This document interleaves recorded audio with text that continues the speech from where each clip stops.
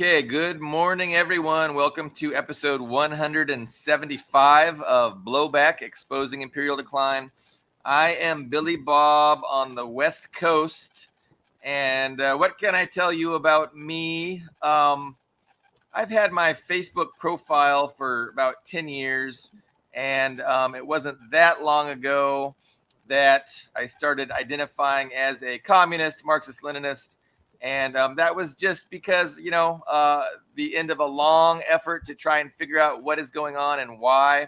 And I found that the ideological explanation of Marxism-Leninism makes the most sense.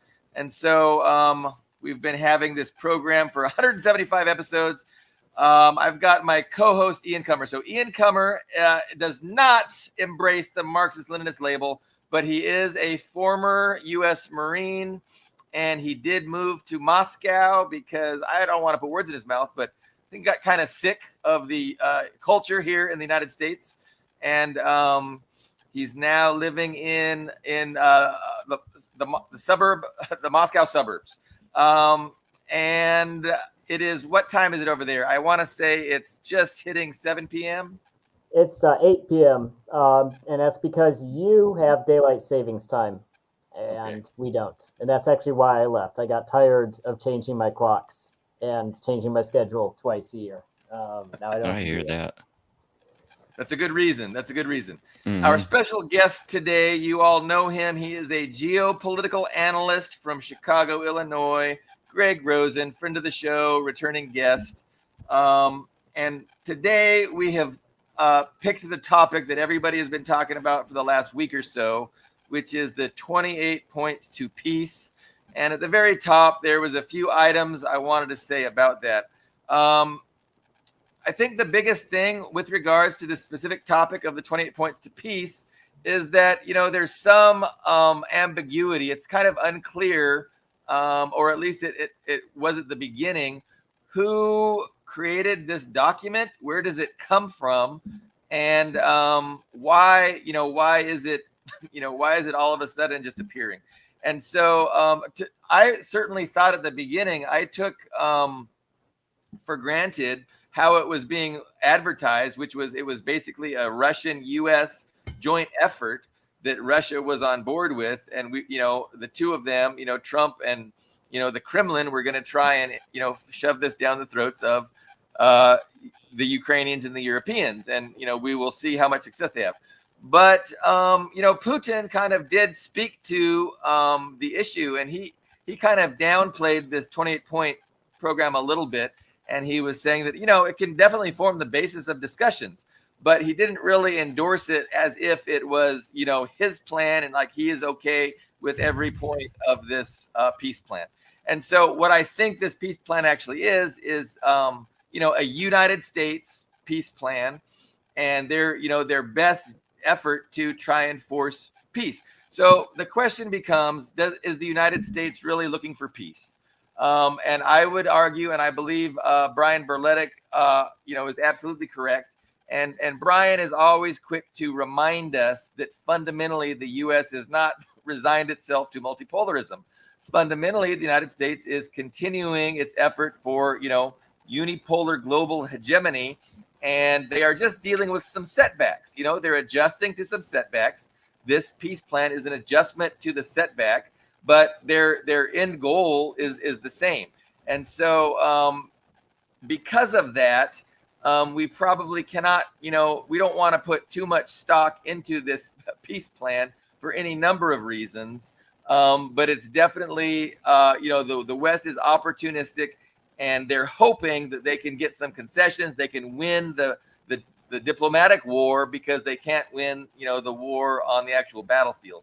And so as we see the media, as we see the media pushing this narrative, about, it's a 28-point peace plan that's pro Russia, and the EU and Ukraine are never gonna, we're watching this play out. We're watching the narrative spin, and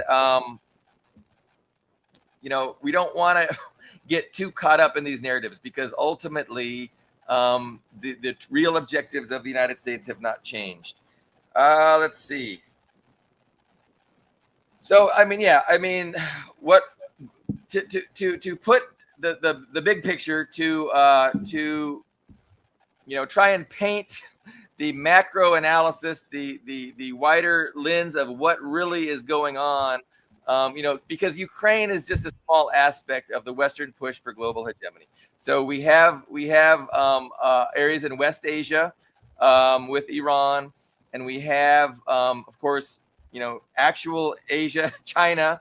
We have Japan and the Philippines, and then even in Venezuela. So the United States seems intent on, forcing other societies to sacrifice on their behalf in order to further their hegemonic, imperialist ambitions.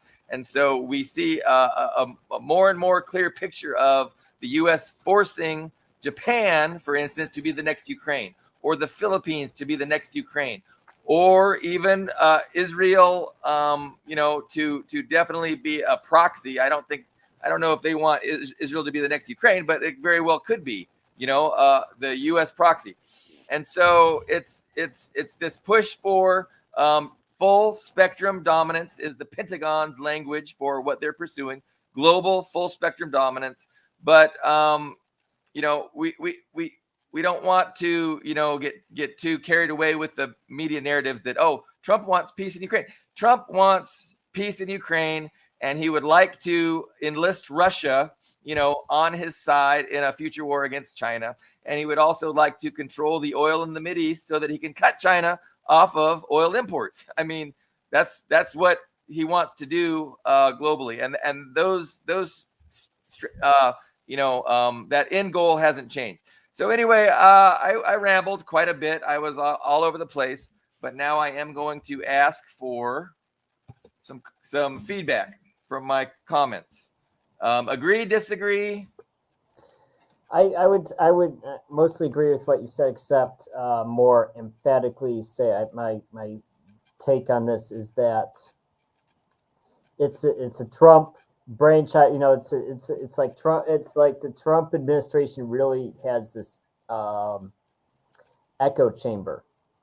And what's kind of amazing about this peace plan is that's opposed by both sides. Like, I can understand if it was opposed by one side, like Ukraine was like, no, we're against this, where Russia says, no, we're absolutely against it. It's kind of strange when, and it's not even the first time, like, the last 2 or 3, Trump peace plans were rejected by both sides. It's like, who are you even consulting for these peace plans? Where is this coming from? And I would say what's really, I see the critical thing that's dooming these to failure, and I think a lot of this is on specifically Marco Rubio's head, because he's the Secretary of State, and I think he has Trump's ear, and these are his, just like Antony Blinken was kind of the go-to guy as the Secretary of State for Biden. Now it's Marco Rubio, who is unfortunately, I guess Antony Blinken would be accurate to describe as kind of a not a neoconservative, but a neoliberal. He's a neoliberal, and Marco Rubio's a neoconservative, which is almost the same thing. Some ideological differences, but more or less the same.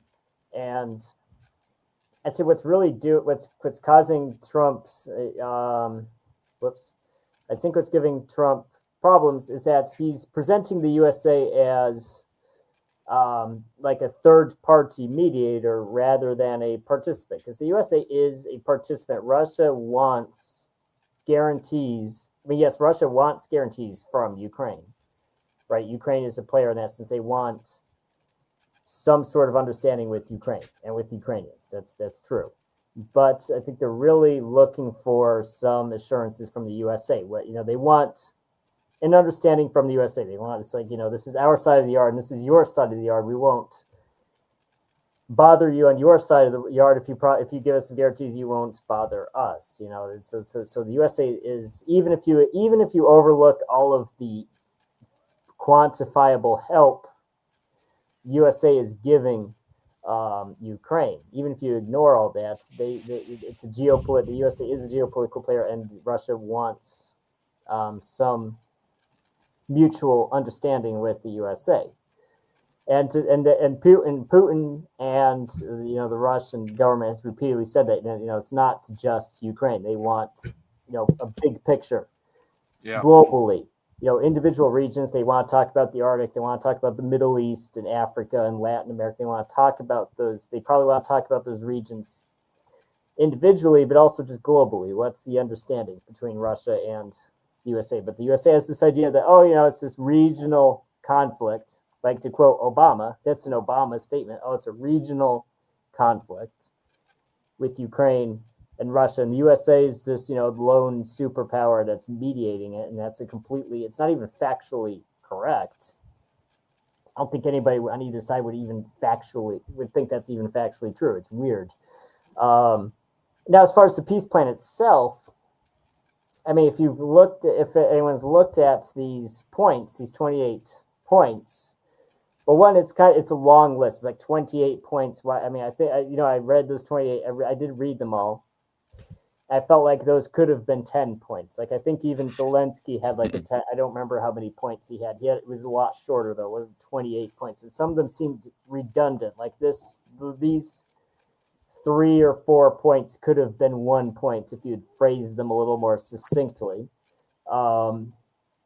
And also, it was very self-serving. It's like, oh, the USA gets this, the USA gets that, and which is weird because the USA doesn't consider itself a participant in all this stuff that the USA gets for free. They get Ukrainian resources. They get Russia's money. Like Russia pays the USA. It's like, what are they paying for? It's like they want $100 billion of Russia's foreign reserves, and basically this slush. They want control over the Ukrainian reconstruction, which anybody who is paying attention in Iraq or Afghanistan knows those are just boondoggles. It's just the money goes to your corporate buddies, and you hook each other up. Here's 100 million here, 100 million there. It's just a huge self-enriching scam. These nation building, and they were talking about it's another nation building thing, and the promises in return are really vague, and also the things that Russia gets aren't particularly generous. It's like, well, okay, they can get Luhansk and Donetsk. Okay, well, good. They basically have those already. They want to freeze and they want to demilitarize Russia. Well, it's like it's funny. The whole point of this special military operation was to demilitarize Ukraine, but they're like, well, we want Russia to demilitarize their border too. It's like, well, that's the opposite of what Russia wanted. And so it's very. I don't think this plan had very much Russian input. I think they're exaggerating Russian input, and I don't think it's going to be accepted by them. For sure. I've monopolized quite a bit of time, so I want to hear Greg's input before we go further. Greg, what do you think? Yeah, I mean, I'm struck too with the U.S. profiteering, the 50% of the profit, and then we get paid, what is it, to receive compensation for a security guarantee, which in the past we wouldn't have offered. So I mean, also, go ahead. Well, so essentially they're paying protection money, right? The United States is getting paid for their protection services, which is right. It's transactional. It's good business. Trump's a deal maker. There's a lot of things in there. It is interesting how it's spun though, right? Because there's no way that Russia is going to agree to a lot of those things. And yet all the media narrative is that it's Ukraine that could never agree, that this is just a big giveaway to Russia. And so this is all, part of manipulating people's perceptions into, thinking that, Russia's eventually they're going to spin it like, well, man, Ukraine's and EU are really going to agree to this. And it's everything Russia wanted. And now Russia's rejecting it. Oh my God, that's proof that Russia, that Putin wants Berlin. So yeah, I mean that could be the way they're angling it, but definitely when you read the thing, at first I thought that it was legit, organized, and created, manufactured by Kremlin and the United States, but after I saw Putin talk about it, it makes sense that it really had no Russian actual involvement. Now everybody's saying that Kirill Dmitriev, or whatever the guy's name is, was working with like Witkoff and the Americans to produce it. And it's interesting. I mean, you guys mentioned the money issue, about how the U.S. is going to get paid, the U.S. is going to, and again, that's a way that Trump can sell it to his base. That's also Dmitriev's function for Russia. He's their representation of the capitalists and the one who offers investment. So yeah, no, that's a good angle, and maybe you could talk more about that. But essentially, he does. He kind of represents the private capital in the Russian Federation, and he's all keen to get the sanctions ended, get Western investments going into Russia, and joint projects, that'll benefit Russian private capital, and so that's kind of who he represents. That's probably very important to understand that, and things might make more sense if you appreciate that. And Putin obviously has a different constituency. I mean, he has the entirety of the Russian people that he has to kind of think about, and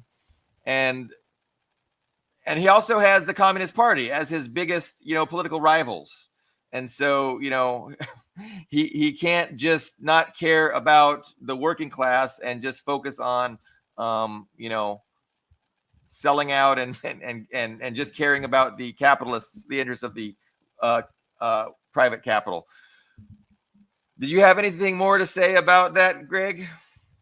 I have been reading the Communist Party's commentary about Putin's budget. They're very unhappy. They say he's trying to have a defeat budget. Basically, they say he's pulling investment from the military and even has some privatization in the budget. So, there's a lot of factional conflict from what I can tell. What were the two points you mentioned? So they're upset that pulling defense and some social spending and doing privatization. Okay. So there's a new budget, and it's actually decreasing defense spending and they're not happy about that. And increased privatization.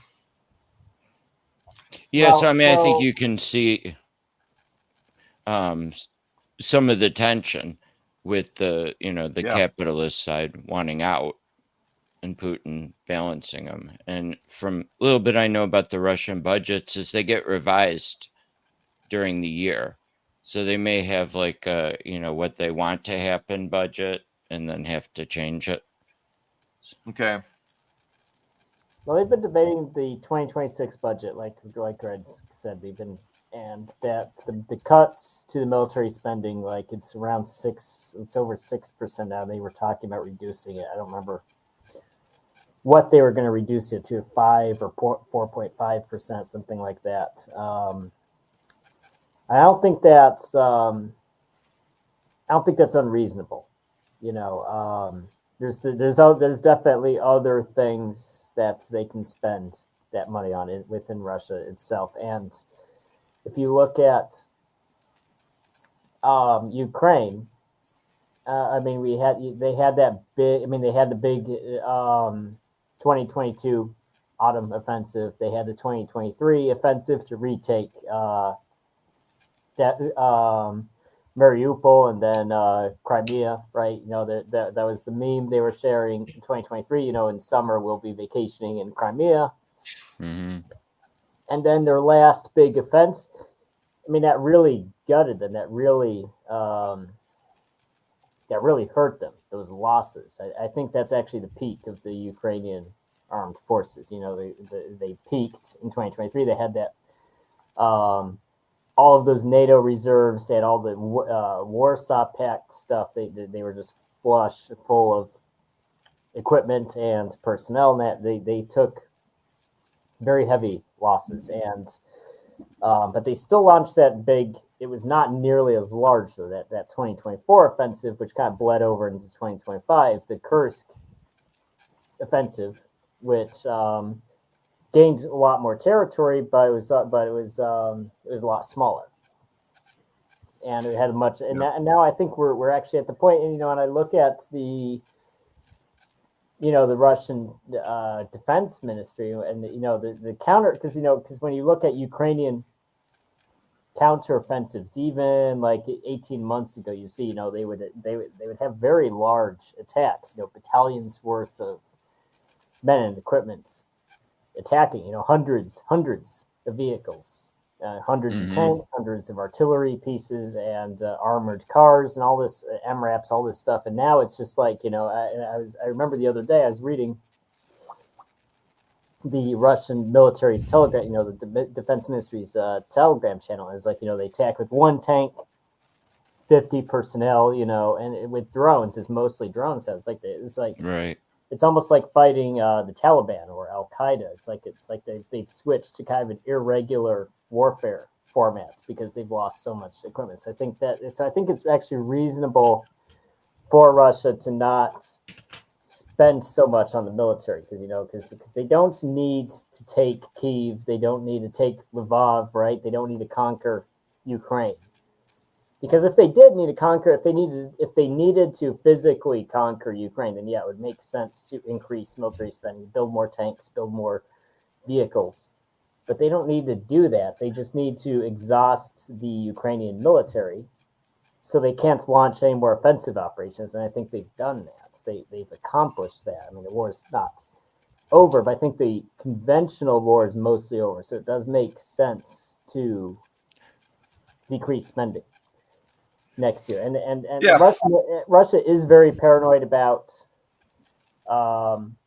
because they've had two financial crises in the past 30 years, right? They had a huge financial crisis in the early 1990s under Yeltsin, and then they had a second one in 1998, 1997, 1998. They had a second one right after the election.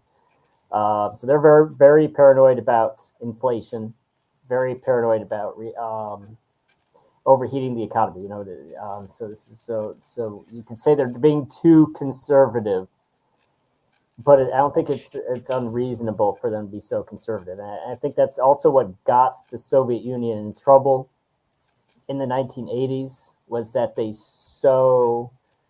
did have a very large military. They did have military superiority over NATO. I think that's absolutely true. But they overinvested in their military sector instead of focusing more on the civilian economy. And it's like they overinvested. It wasn't necessary for them to spend so much in the military in the 1980s. I think that's true. There's a lot for Putin to balance. He's the president. He's the elected president, and a lot of he's got to balance the capitalist interests. The communists are a powerful political force, and then the actual battlefield. You can't sacrifice your victory on the battlefield, but you also want to make sure that you don't sacrifice your greater economy because you're engaged in this hot war. I think the other side. Sorry, of what Ian was saying is like what you hear Mark Sloboda embodying is that they will have to eventually conquer all of Ukraine because if any bit of it's left, NATO will continue to rearm it for as long as they can. Yeah, no, I mean I have no certainty, about what the future holds. That's definitely a a plausible future is that Europe and the West is going to be able to continue to make Ukraine resist, to the very last Ukrainian. And that's definitely, is what they would like to do. They don't want to surrender. They don't want to take the L. And so they just want to continue to bleed Ukraine and look for an opportunity to turn it around. And if that takes 5 years, and they can, bleed Ukraine for 5 years, they'll do it. But, again, Russia is trying to make sure they can't do that. Russia wants to, force them into a legitimate peace. And And so, Berletic's argument, I think, can be summarized as the U.S. is trying to turn Europe into the new proxy, right? yeah, To send men no, and yeah, to keep and it so going. I mean, I made that exact point this morning to somebody on Facebook. It's like, the strategy is obviously bleed them to the last Ukrainian, and then move on to maybe the Poles, the Moldovans, the Balts, the people of the Baltic, and then eventually feed them your own German working class if necessary. And the rulers of Europe, the Western elite, have absolutely no problem with sacrificing the working class if it'll benefit themselves, if it'll keep them from taking an L, keep them from getting booted out of power. They're happy to do it. So this is the reality. Is it the French defense minister who said, "Get ready to we have to be ready to sacrifice our children"? Yes, he did say that. And but then again, like, I mean, if it gets to that, I mean, is it just going to go nuclear? I mean, because again, if any country tries to put troops into Ukraine, that country is going to be a target for Russia. And so if there's any overt effort for the French or the Germans or the Poles to put their troops in Ukraine, that country is going to be under attack. And then from there, well, where that's do the we go? logic of the proxy is so it's not us, so we don't have to have a nuclear war. Exactly. And the United States is happy to have all these proxies dying on their behalf. But that's the question. Are the proxies going to sign up? Can the government of Poland force the Polish people to come under direct attack from Russia? So of course, yeah, a lot of people would Poland, prefer that. who knows? Germany, it looks like it. Yeah. So that's the dynamic. I mean, the basic dynamic is, you have these elites, they're engaged in this conflagration, this conflict, and they don't want to take the L, and they don't care about, sacrificing the working class into the meat grinder. And so right now they're happy to sacrifice the Ukrainians. Trump, I think, is trying to find a way out. So the Russia obviously overturned their plans with their success on the battlefield, and now it seems that their plan A isn't working, right? So their plan A was to defeat Russia on the battlefield, force Putin to take the L, get him out of power, put in a Western proxy, balkanize Russia, control all their resources, and then focus on China. Like, that seemed like the original plan. Russia foiled that plan. Their economy is still strong. They're winning on the battlefield. So what can the United States do? The United States can, say, okay, well, let's put a pause on things. Let's freeze things. We'll just, we'll have to readjust to this reality, but we can opportunistically figure out going forward how we can reverse this. And maybe it's through, winning the diplomacy. And so they're engaged in a battle for diplomacy now. They're looking to opportunity. But again, Putin, unfortunately for them, Putin is wise. Putin has already been, screwed over with Minsk 1 and Minsk 2. And he's just not the person that's going to fall for that. Lavrov's not going to fall for that. I mean, the Russian government is not going to fall for any kind of nonsense. And so how is this going to play out moving forward? That's the big question. I mean, the EU is playing hardball. Ukraine's playing hardball, saying, no, we can't accept this. So, I mean, we could see how I speculated earlier that the narrative will change, right? They're going to put pressure on Zelensky and the EU, and they're going to accept, right? They're going to accept these terms that are everything Russia wants. And then they're going to force Russia to also accept. And then when Russia doesn't accept, well, that's going to change the narrative. And that's going to be maybe the impetus for, some wild harebrained scheme of, okay, well, if Russia is going to be in transit, they just don't want peace. Well, hey, we're just going to have to move Polish army in, the German army in. I don't know. I mean, that just seems nuts because they don't even, Germany doesn't even have an army. But they are building one, right? They are building one. And so this could play out over years. Yeah, they're spending a lot of money. Yeah. While Germany is rearming and They're slashing social safety nets. Unemployment's going to go up, and everybody's going to be told, hey, where you can make a good living? It's the military. Well, Billy Bob, you might be on to something where you said the plan A was to beat Russia in a war. And I would say, based on what you said, plan B might just be to beat Russia at the peace deal, to just barrage them with these offers that are close enough to what Russia wants to be tempting, but far enough away from their actual victory objectives to not be a good peace, because it's not the status quo that can work long term, right? And you kind of even see that in the 28-point peace plan. Like, it does have demilitarization of Ukraine, but it sets the maximum number at 600,000 troops, which is not basically what they demilitarization. have now. So it's really not even a decrease. So it's like on paper, oh, well, we're demilitarizing Ukraine, but it's like not really. And the EU is willing to settle for 800,000. Right. So I think it's Right, by far the largest army in Europe, then. because I think Outside the of big Russia. thing, the big difference is that Russia's repeatedly said they don't want a ceasefire; they want a permanent peace deal. And then on the Western side of the table, it's the reverse. They don't want a peace deal; they want a ceasefire. They want, and they're actually it's interesting how they don't even lie about it. They're very open about it. They just want time to rearm. They're so open about it. We need time to, and at the same time they say, well, Russia wants to stall it, but at the same time they say, well, we need time to rearm Ukraine. We need to stall for peace.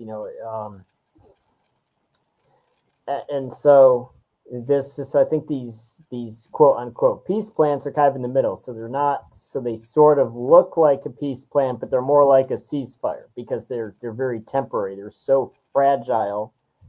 As soon as somebody has a problem and relations break down, it's actually I would say it's actually very similar to what happened in Gaza. Because if you remember, there were those protests all over Europe, especially in Europe. They were happening in the USA too, but especially Europe. It was actually stalling. It was actually really starting to force governments to seriously consider boycotting Israel, which is interesting because they did it within the first 5 seconds of the war with Ukraine. Of course, they sanctioned Russia, but sanctioning the poor, helpless Israelis who suffered in the Holocaust, 80 years ago. It's so much more controversial to do that. But they're even like, okay, there's so much public pressure, they were starting to cave to it. What happens? Trump engineered this perfect, wonderful, this big, beautiful peace deal with Hamas and Israel. And that really, I mean, it's amazing, at the time, it's really amazing how well it worked. Because, all those protests just kind of, they lost all of their energy. And then Israel's just like, oh, well, just kidding. We're upset, so we're going to keep bombing. Nothing changed. No, these are propaganda offensives designed to manipulate people's perceptions and have nothing to do with the core, efforts of the imperialists, really. But you did bring up, we kind of pivoted a little bit to Israel. And so, one of the hot topics is the fact that Russia and China did not veto and abstained from this UN Security Council resolution that is, talking about how to move forward in Gaza. And everybody says that this was an awful plan, to put, who is that blood drenched war criminal, Tony Blair in charge of Gaza, and just totally just hand over Gaza, to Israel. And people are upset that Russia and China did not veto it. And that's a good topic of discussion that has, there's a lot of strong opinions on all sides. And I definitely have my opinions. But, the effort, the desire hasn't changed. The United States is still trying to control the Middle East. And I know, Ian, we've had discussions about that, and they got kind of excited discussions when we're talking about, well, why doesn't the U.S. can have all the oil? Like, why do they need Israel? How is Israel an ally of the United States? And again, it's because it's not that the U.S. wants access to the hydrocarbons. The United States wants to control the hydrocarbons. They want to be able to dictate who they get sold to and who they're not. So it's all about control, and Israel is definitely necessary to control those governments and those resources. And so control of the governments, control of the resources is what the the Western Empire wants. And they don't want to just have friendly governments that are sovereign. Friendly governments that are sovereign are enemies. Like they need to be destroyed. There's no such thing as a friendly government that's sovereign. There's only vassals, and sovereignty is the enemy of Western imperialism, and that's the approach. So, and ultimately, go ahead. Just to pick up before we get too far from it, I think Ian's right in terms of the similarities between the 28-point plan and the Gaza plan. But there's, to the extent Trump's had any success at all for real in peace, it's this, right, which is hanging by a thread. But what's pretty interesting to distinguish is Israel's a complete dependent on the U.S., so they had no choice when we said it was time to cease fire. They had to sign. And, the Gazans were starving. So, but with Ukraine, they're a dependent, but they have a dual dependence. They have Europe sitting there saying, we're going to fund you and arm you and keep you going. And then Russia's nowhere close to starving, desperate. So, yeah. Trump's not going to have himself. There's some differences in the two situations. As far as the peace plan, it's interesting because the EU, they essentially said everything that benefits Russia in this 28-point peace plan, and I think the 28-point peace plan went down to 19, but the EU said no, everything that benefits Russia we're going to cancel. So we can't make we can't limit to 600,000, limit to 800,000. We can't say that they can never join NATO. That's not right. They're a sovereign country. They have to pick their own. We can't say that they have to move their troops, I think.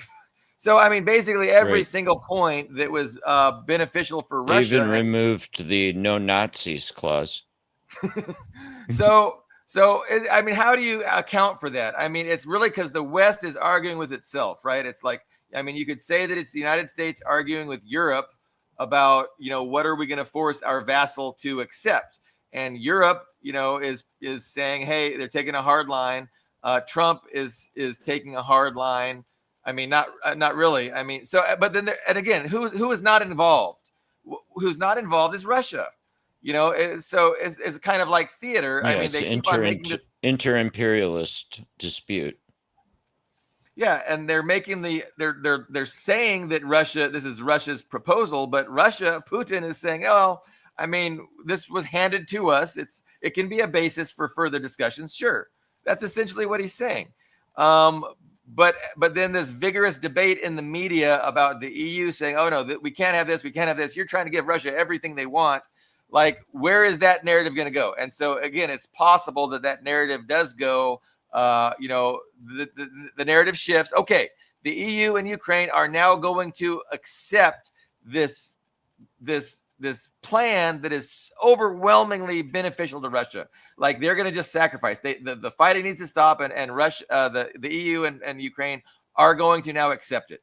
And then that's when the media narrative is going to, really just paint Russia as the intransigent, belligerent party that's just being irrational and bloodthirsty and for no reason. So, that's one way that this could go, for sure. So, Ian, we're covering a lot of ground. We're back and forth. We're all over the place. I did bring up, the Middle East, and because you were, talking about the parallels between the Gaza peace plan and this 28-point peace plan. And then, Greg brought up some obvious differences, some important distinctions between the two, especially with how Russia is going. But I mean, we can go anywhere from here. We can focus on Gaza and what that's going to look like going forward, or we can keep talking. I think I do disagree on a couple of points. One, I think the problem with Europe is that Europe has really eliminated itself as a player, and they're kind of crying from the sidelines. They don't get a say in the peace deal, and they voluntarily gave up their right to have a say because they made it clear to every player on the board that their governments do not operate out of self-interest. They just take direction from Washington. It's like, well, you should, any country that takes direction from someone else isn't taken seriously. There's nothing that can even be said to Europe, so they're not even a player in this. There's nothing I think they can do at this point to change that. Now, as for Israel, I mean, I know that's an ongoing. Europe has money potentially. Well, that's how they. I mean, that's not in the hands of the government at the moment, but there's a lot of money in Europe. Well, they don't. They really don't. I mean, because the euro is tied to the dollar. If the dollar crashed, the euro would crash. Look at the 2008 recession. Europe crashed. It was a U.S. financial crisis. It was entirely a U.S. financial crisis. Subprime mortgages. Nothing to do with Europe. But Europe crashed too. Why? Because they were so tied to our economy. Well, Europe is running itself as a hollowed-out neoliberal organization, generally like us. But I mean, that's not necessary. There's a lot of money there. Well, money you can't. The problem with money is that you can't eat money. They've hollowed out. You have to tax it. You have to get people to buy bonds. If you look at both world wars, Europe had to go through a lot of money raising. So they have the bourgeoisie has it in droves. There's a lot of wealth still from imperialism and centuries of looting the third world is still there. It's just not in the hands of the government. Well, they have to balance their. I mean, again, they had industry in the world wars, and they also had empires in the world wars. Now they have neither. They don't have empires. They have money now. Of industry. Well, money is what is money? It's paper. It's this unit. Well, it can be converted if they get motivated enough. I'm not sure if they will, but it's they have resources. They have Russian money, they have American money, but it's like, what does? If there's no, because money is just. I mean, we're in Keynesian economics, right? Every country on earth is engaging in Keynesian economics, right? No one's using the gold standard. No one's. It's all fiat currency. Yes, fiat. Thank you. Fiat currency. It's just saying they have a lot of money. It's not gold in a vault. It's not even. No, cash. It's the wealthy. The 1% of Europe has tons of money. Well, it's because they have accounts in Dubai and probably also Russia. Well, and the US. I mean, governments retain taxing authority. They can also print the euro just like the United States can print the US dollar. And yes, they are tied to each other. And if one, has, a collapse, it's going to affect the other one too. But it's going to affect the whole world. It's going to affect the yuan or the yen. But it is, obviously economics is a complicated discussion. But I would agree with Greg that, Europe has potential. They are wealthy. And they can definitely put in some effort to turn that wealth into a military machine. And it's not going to happen overnight, but all the elites of Europe are saying that's what we need to do. That's what they are all advocating for. And their problem is, to do that, you're going to have to slash social safety nets. You can't do both. And you're going to piss off the working class. And you're going to say goodbye to the nice, cushy, benefits that this form of socialism. I don't know. I don't want to piss anybody off, but there's aspects of the social democracy. social democracy and the welfare state that that the working class benefit from, at least the working, many of the working class. And so to turn it into a military machine and use military Keynesianism is you're going to have to risk pissing off a lot of your citizens. And we already know that these governments aren't popular. We already know these governments are behaving dictatorially, undemocratically, against the will of the vast majority of their people. And so it's dangerous for them to push these policies. But you can see they're trying to condition their population. They're trying to condition their population with the propaganda about Putin is, an evil guy. He's going to march on Berlin. We're going to have to prepare ourselves that our kids are going to have to sacrifice. So these are all ways to prepare and condition and try and make possible this effort to create a European war machine that can be a viable threat to Russia. But again, what are we doing? We're just getting ourselves closer to nuclear war. That's what that is. And so all of this is an effort not to take the fucking L, not to lose to Russia, and to just keep on keeping on and look for an opportunity, be opportunistic, look for a way, look for a reason to reverse what is, by all accounts so far, a fucking loss. Because again, their original plan, we're gonna defeat Russia militarily, we're going to defeat Russia economically, we're going to get in a proxy government that's going to do what we want, we're going to balkanize Russia, we're going to break it up, and then we're going to control all those little 90s. Governments, and we're going to take all the resources. What'd you say, Greg? I said we're going to boom like the 90s again. Big dreams. And then, I mean, China is another one I don't want to not talk about, because Taiwan and Japan are being more and more belligerent, in their approach. And everybody talks about, in the West, everybody talks about that, Xi has a very short window. By 2027, he has to invade Taiwan. And what they're really saying is, by 2027, the West is going to instigate to such an extent, and they're going to, do whatever they have to do to force China into doing something of that sort. So, for instance, a declaration of independence by Taiwan would definitely result in Chinese escalation. And other things, too, that Japan could do, or that the Philippines could do, would also necessitate a Chinese response. And I think what they're saying when they say, China by 2027 will do that, is what they're really saying is that by 2027, we will leave China no choice. Kind of how they left Japan no choice in December 7, 1941 to attack Pearl Harbor. They cut off all their access to petroleum, and really Japan had no choice but to go to war. So they would like to do the same thing with China. Anyway, yeah, we are kind of jumping around a bit. Going back to Europe briefly. Yeah. What's Europe's alternate plan if they accept that Project Ukraine has failed? What's their alternate development plan? They would have to cut ties with the United States, and they would have to, have a genuine peace with Russia, a genuine peace based on a desire not to have future conflict, based on giving up the idea that Russia will be anything but a sovereign country.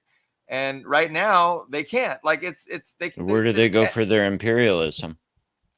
Europe, then. No, that's why they will never do that, because ultimately this is a class conflict. This is a global class struggle where the Western elites, can't do anything but pursue global hegemony.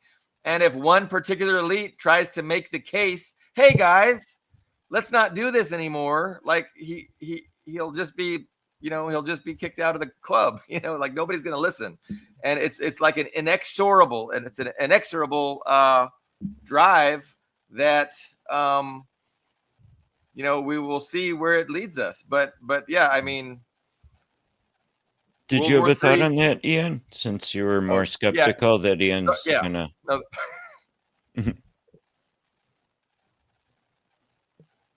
Well, I think.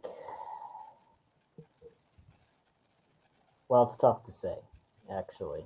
Um, yeah, I'm not. Maybe rephrase that question. What specifically are you asking me on that? Billy and me were saying it's likely that Europe will have a hard time giving up Well, okay. the conflict and Well, funding Ukraine. What would be an alternate strategy for them to think they can get their economies going, have investment opportunities like they were seeing in Russia? I think it's game over for them. I mean, that's what I said earlier. It's game over for them.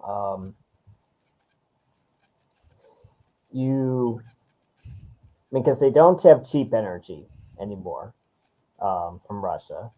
They're importing. They swapped out cheap Russian gas through Nord Stream with American LNG that has to be shipped across the ocean, and is dependent on the whims of the USA to even sell it to them. It wasn't even Trump; it was Biden who said, "Well, we're selling Europe too much LNG. We're going to cut it back." And at the same time, they're having these problems. The French, in particular, having these problems in Africa. They're losing their cheap net these shared resource deals with Africa, where they get their gold and their rare earth minerals for pennies on the dollar.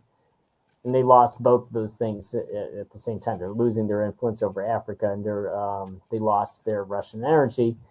I don't see what Europe could even do. Can I interrupt you, Ian? And I'm sorry, but you've stimulated a really profound, a strong thought and a strong opinion in my brain. So no, one of the plausible answers to this dilemma is to take Venezuela and to take Iran and to control Venezuela and Iranian energy resources. And then with that, we can lower the cost of global energy, and that'll help Europe to build their war machine. So that's one possible way. And again, one of the points I tried to make at the beginning of the show was the interconnectedness of everything. And it's like the global imperialists, they look big picture and they look at everything. And again, I mean, one of the main reasons why we want to control Iran and dominate Iran is because, again, we want to control those resources, and we want to be able to tell them to stop exporting to China. We want to cut China off from those necessary energy imports. And so that's why we see this drive to overthrow Iran. There's all this overthrowing Maduro in Venezuela. And of course, and we did it in Iraq. And it's not unrelated to the fact that these are major oil producing countries. But so anyway, Greg, I know that question was for Ian, but when he started talking, it stimulated these thoughts about, so it makes it more likely that we will see action against Venezuela and action against Iran in the short term. And along those lines, there's, one of the uses of Syria, I think, is a long desired natural gas pipeline. So there's stuff coming out of the Middle East to replace the Russian gas, I believe, too. Right, but and they don't want sovereign governments to benefit from that commerce. They want to control the governments that benefit from that commerce. And so, again, they just can't stand anyone to be sovereign. You have to be a vassal. And so Maduro is sovereign, Iran is sovereign, and there's no way in hell they're going to allow a sovereign government to benefit from their own resources. That is anathema to imperialism. So you don't think Europe's going to have to give up because the U.S. is working to replace the lost affordable energy? Well, I mean, I don't know how it's going to play, but I mean, obviously the EU is a vassal of the United States, and the EU or the US is going to try and support and help that vassal Right. to further the interests of the Western imperialists. And you have all the governments there that are on board with that. Their problem is they've got to figure out how to sell it to the people, and not get overthrown in a revolution. And so, that's why you see, these propaganda offensives about, Russia is wanting to march on Berlin, and we just have to ready ready ourselves to the fact that our children are going to have to die, on the in Ukraine, for Europe, because we really have no choice.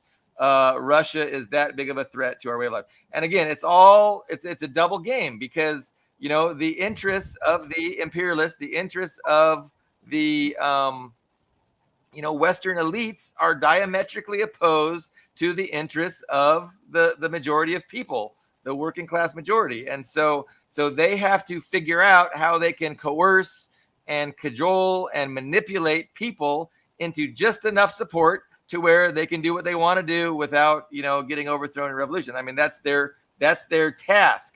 And that's the task of social democracy, to pretend that, they're really a representative government of the people, when in fact they only represent the ownership class. But I like how you said worry about revolution, because so many commenters are saying, well, these people are going to get voted out because nobody likes their policy, but they keep getting voted out, but it doesn't change the policy. yeah, no, and that should be telling. That should be telling to most people.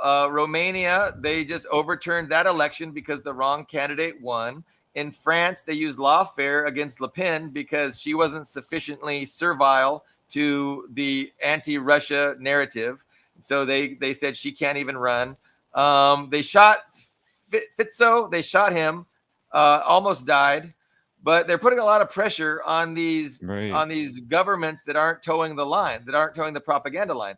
Hungary, Orban. And even when the supposedly anti-NATO people get in, like Maloney, they turn around and support NATO. No, and so that's something people ought to be aware of, is that these candidates will say what they think wants to be heard so that they can take power, and then upon taking power, they kind of do the opposite of what they said. So, I mean, that happens within a context. Like, liberals and libertarians are like, oh yeah, well, politicians lie. No, but the politicians lie within a context. They tell the working class what they want to hear so that they can serve the ownership class. Like, that's the context within which politicians are duplicitous and always lie. And yeah, Maloney's a great example of that, because she definitely was, hey, this war with Russia is pointless and it's stupid. And then, okay, well, we'll elect you then. Okay, well, now we got to just support Ukraine. I mean, that's literally how that went. So yeah, I mean, this interconnectedness of, everything is important, and it's important to keep in mind the class. You can't understand it without understanding oppositional class interests, and how, the whole idea of nationalism, these liberal ideas of nationalism, where a government represents a particular country and particular people within that country. And we scratch our heads and we wonder, well, why on earth is this government doing these stupid things? It doesn't even benefit their country.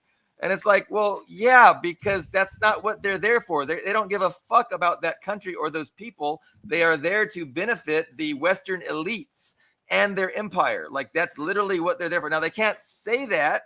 They say everything else, but that's what they're there for. And so if people don't understand that, you just don't understand anything. I mean, no offense, Ian. That was a low blow. No, obviously I'm excited and impassioned about this because I think it's important and it's true. And I get frustrated with trying to, with running into people that have no concept of it. But, it's a necessary discussion too. I mean, it's a necessary and good discussion. And I'm interested if for pushback too. And I think we were going to mention that we wanted, anybody who has their own opinions or wants to agree or disagree or talk about something specific can always let us know in the comments if you want to pop in and argue with us. And I forgot to mention that at the outset, but I've noticed that people don't really, they have their opinions, but it's a little bit past their comfort zone to actually jump on stream with us, and so I totally understand that. Guys, I'm rambling. What do we want to discuss or continue on this same thread? Thank you for those questions, Greg. Those are very stimulating. Sure. I don't know. Do we have a logical tangent or secondary question to go from here, or is this a good closing point? I guess it depends on our co-host and guest, and even our viewers. Do we have any? Do we have? Let's here's read the question for the comments. viewer. We can take our cue from the viewers. So Zetunia says, though things are tough in Europe, the U.S. is veering south and seems to want out. Looks like U.S. imperialism is moving south and thus ushering World War III that may bring in very long-term conflict. Yeah, I mean, so I know she is from Puerto Rico, and I know the United States military is doing a buildup in Puerto Rico. I know the Puerto Ricans struggled for a long time to get the United States out of Puerto Rico, and I think under Clinton, you saw the peace dividend. You saw a lot of slashing of the military budget, and we closed a lot of foreign military bases. I mean, we left a lot open, of course, but we also closed a lot. So Puerto Rico kind of was shut down considerably, and now they're building back up. And a lot of the Puerto Ricans are unhappy with that. I mean, they're essentially an occupied colony. They call it a commonwealth. I actually lived there for 3 years. It's a really nice, beautiful place. And they kind of like the status quo. Honestly, I mean, the independence movement is a minority. They most people are happy with the status quo because they don't have to pay federal taxes, and yet they receive federal benefits like food stamps, things like that. But you definitely have a lot of Puerto Ricans unhappy with this buildup. And why is this buildup happening? So this buildup is happening to reassert imperial control over the intransient countries in Central and South America, specifically Nicaragua, Venezuela, Cuba. And so, they're not obviously they haven't done any actual attacking yet, any bombing yet, but we can see that they're preparing to have that as an option. And they're really engaging in gunboat diplomacy. I mean, this is the epitome. This is the definition of gunboat diplomacy, where Trump is supposed to have a discussion with Maduro very soon via telephone. We don't know how that's going to go, but we do know that there's a fucking huge military force amassed off the shores of Venezuela, threatening to launch missiles at him in any second.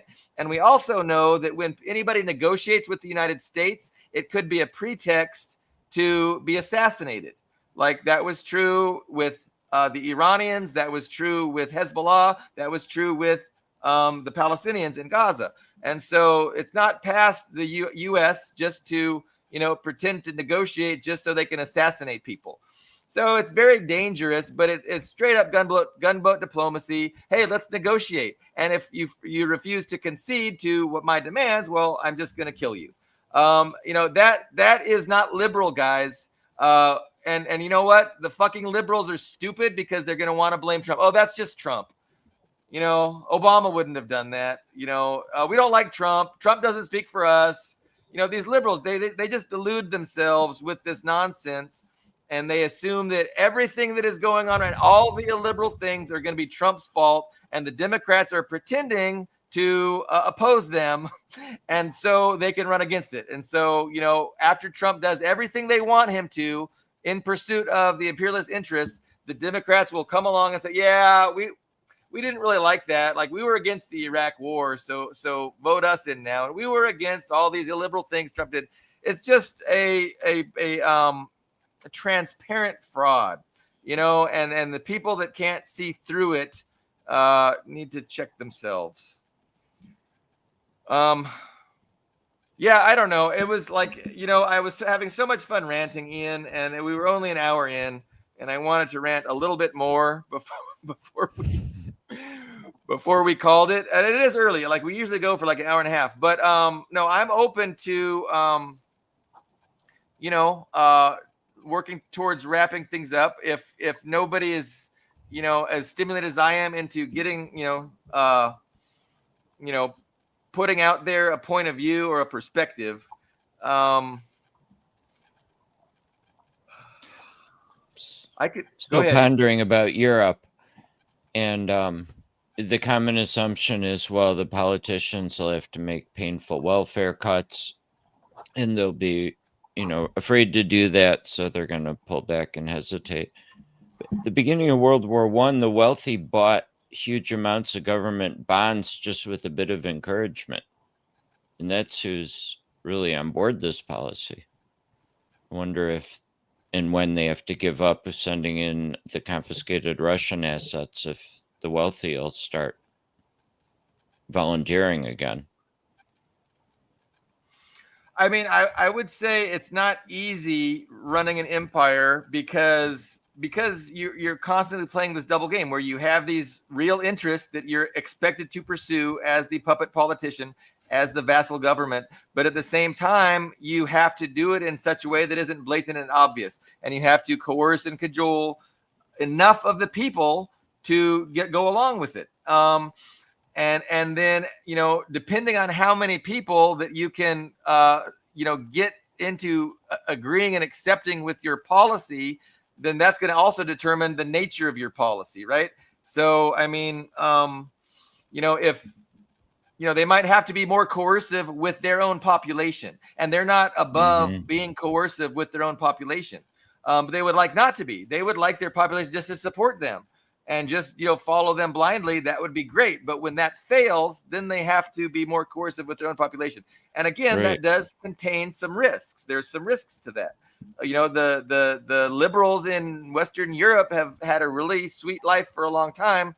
And if the government tries to get heavy-handed, it could be a problem. But you always have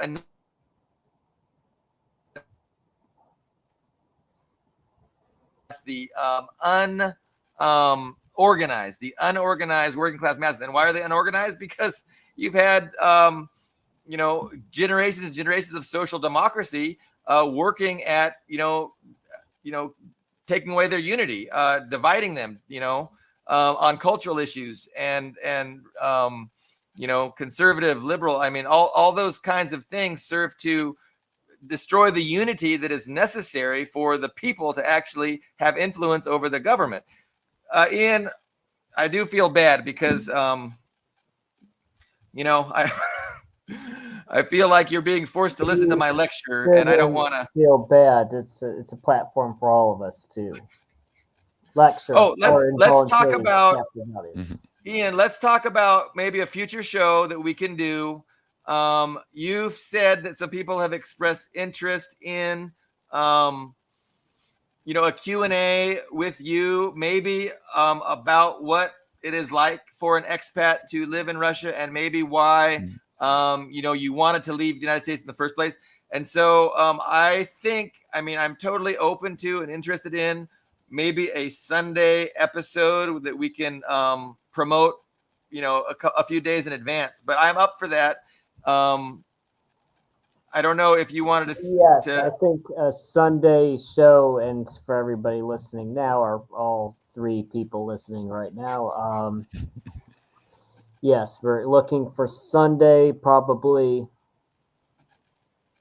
around noon or early afternoon, Moscow time, morning or new, reasonable time for our American audience and our American co-host Billy Bob, because he has to be awake for this as well. Well, that's going to be our debut show. That's when we're looking to do it, this Sunday, and we'll put some posts on Facebook about it as well. Yes. What exactly are you encouraging people to? How do you want them to participate? Well, this is going to be a Q&A session because I feel like there's a new iron curtain, but also there's an iron curtain in information as well. People have we're people in Western countries, particularly the USA, have all these ideas that are given to them by the media, and they're like, well, I don't feel like this is true, but how can I really find out the truth? Well, you have somebody who's How in many Russia. days does it take to get gasoline at a service Oh, station in Moscow? that was very funny to me when people were telling me that. Oh, well, there's no gasoline in Moscow. Everybody's out of gasoline. It's like, well, that's news to me. It's so interesting how they invent these ideas. Like they're the rubles. Like that one point, I remember people were telling me, oh, the ruble has collapsed, and people are in Moscow are trading vodka and potatoes for their groceries. Then I guess this last summer they're like, oh, because of the Ukrainian drone strikes, there's no gasoline left. It's very strange, but You can keep your produce cold in the winter by having it outside, but in the summer, right, how you do can you keep hang it it cold? out Because the all your window, right? refrigerators have been confiscated. Right, to build missiles, right. And I might even expand this just to do live streams walking around in the city. When I go to Crimea, I can walk around to Crimea. When I visit other cities, I can walk around, I can live stream there so people can see what things actually look like at the street level in Russia. So, and answer questions. People can chime in, ask questions. What do you want to see or what do you want to know about? And I can answer that for you. Okay, so yeah, we will set that up. Looking at Sunday sometime. So that's something to look forward to. Any other items before we wrap up? I know I forgot to turn off my heater and I'm sweating and I don't want to go turn. So let me go get some breakfast and turn down my heater. But no, I appreciate the discussion. We will reconvene maybe Friday. If not Friday, we'll reconvene on Sunday for sure. So yeah, thank you everyone for watching. We'll see you then.